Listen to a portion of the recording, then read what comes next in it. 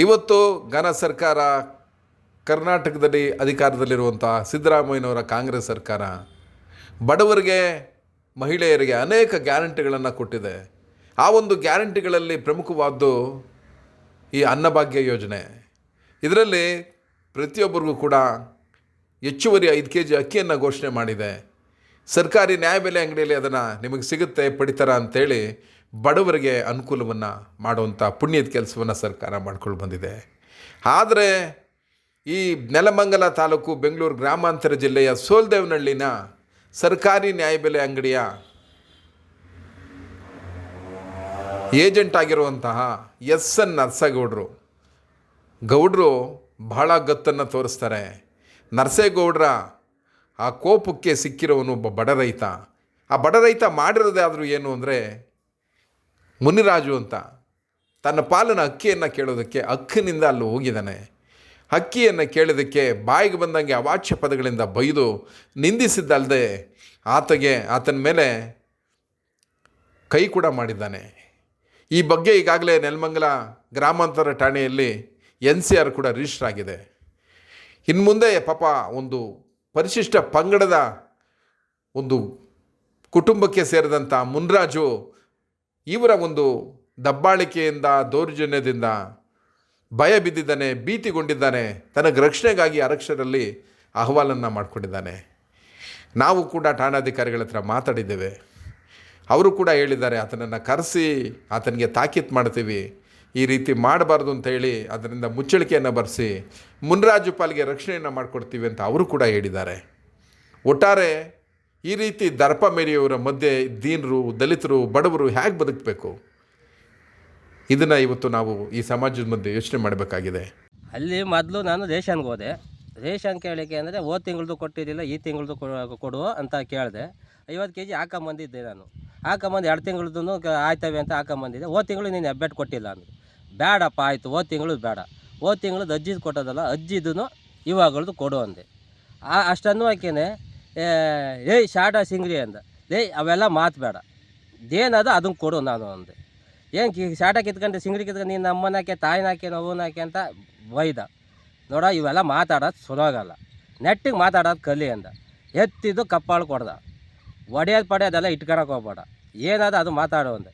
ಏನು ಶಾಟ ಕಿತ್ಕಂತ, ಎಲ್ಲಿಗೋಯ್ತಿ, ಏನು ಯಾವಂಗೆ ಕರ್ಕೊಂಬತ್ತಿ, ಏನು ಮಾಡ್ತಿ, ಶಾಟ ಕಿತ್ಕಂತಿ ಅಂತ ಆಯಿತು, ನಾವು ಏನು ಮಾಡ್ತೀವಿ ಅಂತ ಗೊತ್ತದೆ, ಮಾಡ್ತೀನಿ ನಾನು ಅಂತ ಹೇಳಿ ನಾನು ಬಂದು ಆಯ್ತು ಎಲ್ಲ ಕರ್ಕೊಂಬಂದು ಗಾಡಿ ಹತ್ತಿಸು. ನಾನು ಗಾಡಿ ಮೇಲೆ ಕುಂತಿದ್ದನ್ನ ಅಲ್ಲಿಂದ ಓಡಿ ಬಂದು ಬಟ್ಲಾಗ ಪಠಾರ ಅಂತ ಹೊಡಿತಾನೆ.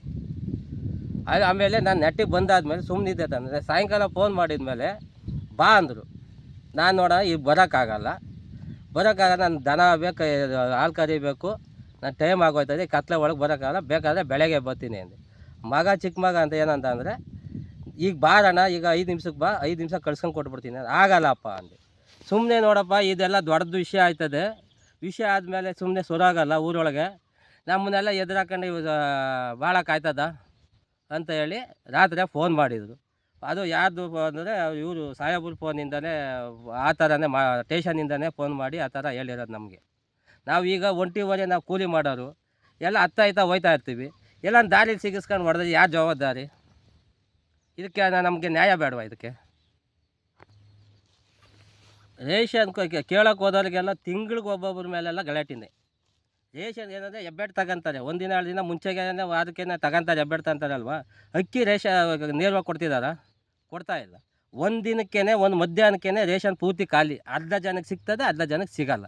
ಕೇಳೋಕೆ ಹೋದವರು ಶಾಟ ಕೀಳ್ತಿದ್ರ, ಚಿಂಗ್ರಿ ಕೀಳ್ತಿದ್ರ, ಅವ್ರು 2 ಲಾಟ್ ಕುಡಿಯೋಕೆ ಹೋಗಿದ್ದಾರೆ, ಇವ್ರು 2 ಲಾಟ್ ಕುಡಿಯೋಕೆ ಹೋಗಿದ್ದೀರ. ಒಂದು ತಗೊಬೇಕಾಗಿತ್ತು.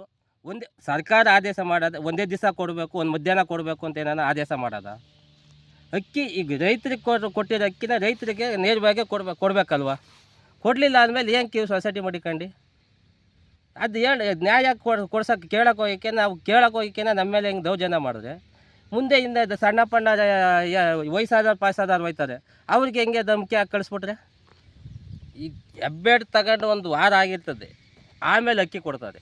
ಅಕ್ಕಿ ಆಯಿತು, ಹೆಬ್ಬೆಟ್ಟು ತಗೊಂಡು 1 ವಾರಕ್ಕೆ ಅಕ್ಕಿ ಕೊಡೋಕೆ ರೂಲ್ಸ್ ಇದೆಯಾ? ರೂಲ್ಸ್ ಏನಿದೆ, ಹೆಬ್ಬೆಟ್ಟು ತಗೊಬೇಕು, ಅಲ್ಲಿ ಅಕ್ಕಿ ಕೊಡಬೇಕು.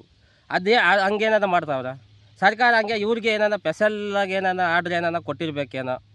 ಆ ಥರ ಏನೋ ನಡೆಸ್ತಾವ್ರೆ. ಸರ್ಕಾರದಿಂದ ಇವ್ರಿಗೆ ಆದೇಶನ ಇವ್ರಿಗೆ ಏನಾರ ಹೊರದುಡ್ಸು ಏನಾರು ಸಪ್ರೇಟಾಗಿ ನೀವು ಹಿಂಗೆ ಮಾಡ್ರಪ್ಪ ಅಂತೇಳಿ ಮಾಡಿರಬೇಕು.